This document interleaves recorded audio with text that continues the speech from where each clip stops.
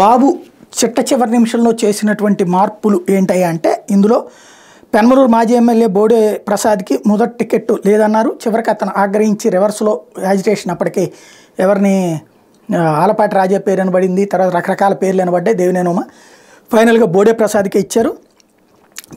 ఇక్కడ విశేషం ఏంటంటే బీసీని తీసేసి కమ్మకి ఇచ్చినట్టయింది. ఎందుకని బీసీకి ఇచ్చింది అక్కడ ఎవరు? వైసీపీ క్రిందసారి పార్థసారథి గెలిచారు. మరి పెనమలూరు పార్థసారథికే ఇవ్వచ్చుగా, ఆయన తీసుకెళ్ళి నూజివీడు పంపించేశారు. అక్కడ బీసీకి వైసీపీ ఇచ్చినప్పుడు పోనీ ఇన్ని రోజులు ఆపినప్పుడు బీసీకి ఇవ్వచ్చుగా, బోడే ప్రసాద్కి ఇచ్చారు. తద్వారా ఆయన మార్పుల్లో అదొక విచిత్రం. చివరిదాకా ఎవరికో ఇద్దామనుకున్నాం బీసీలకు, కానీ ఎవరు దొరక్క ఇచ్చామన్నటువంటి కోణంలో అక్కడ బోడే ప్రసాద్కి అది అర్థం కాలేదు. ఇప్పుడు అర్థమై ఉంటుంది. అయితే పెనమలూరు మాజీ అమలాపురం టికెట్టు అట్లాగే పి గన్నవరం ఉన్నటువంటి రాజేష్కి తీసేసి అక్కడ టికెట్ ఆశించినటువంటి ఐతాబత్తుల ఆనందరావుకి మళ్ళీ అమలాపురం సీటు అని చెప్పేసి ఫైనల్గా ఇప్పుడు ఆనందరావుకి ఇస్తారా హరీష్కి ఇస్తారా అంటే హరీష్ పాయింట్ ముందుకు వచ్చింది. ఆనందరావుకి ఇప్పుడు మళ్ళీ అమలాపురం నుంచి పోటీ చేసే అవకాశం ఆనందరావుకి దక్కింది. ఇది ఇక్కడ విచిత్రం. ఇక్కడే రెండు విశిష్టమైనటువంటి అంశాలు చూడండి.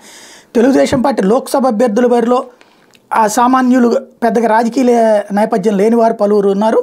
బస్తిపాటి నాగరాజు సాధారణ కుటుంబం నుంచి వచ్చారు. పార్ట్ టైం లెక్చరర్గా పనిచేస్తూ రాజకీయాల్లోకి వచ్చి గతంలో ఒకసారి ఎంపీటీ సభ్యుడిగా గెలిచిన ఆయన మీద నమ్మకం ఉంచి పార్టీ ఈసారి ఏకంగా లోక్సభ సీటు కేటాయించింది. గంటి హరీష్ మాధుర్ లోక్సభ స్పీకర్గా పనిచేసిన బాలయ్య కొడుకు అయిన తండ్రి మరణించాక వాళ్ళ కుటుంబం చాలా కాలం క్రియాశీల రాజకీయాలకు దూరంగా ఉంది. అంటే ఇప్పుడు హరీష్ని అసెంబ్లీకి ఇస్తారనుకున్నారు, బట్ హరీష్ని పార్లమెంట్కి పెట్టి ఆనందరావుకి అక్కడ ఇచ్చారు.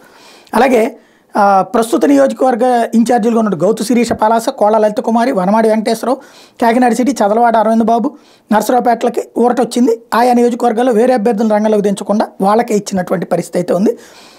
ఇక మార్పు చేర్పులకు సంబంధించినంత వరకు ఇంకా కొన్ని రకాలైనటువంటిది చేసుకొచ్చేటువంటి ప్రక్రియ చేస్తున్నారు. అది భీమిలి లాంటి వాటి విషయంలో జరుగుతుంది. ఏం జరుగుతుందో చూడాలి.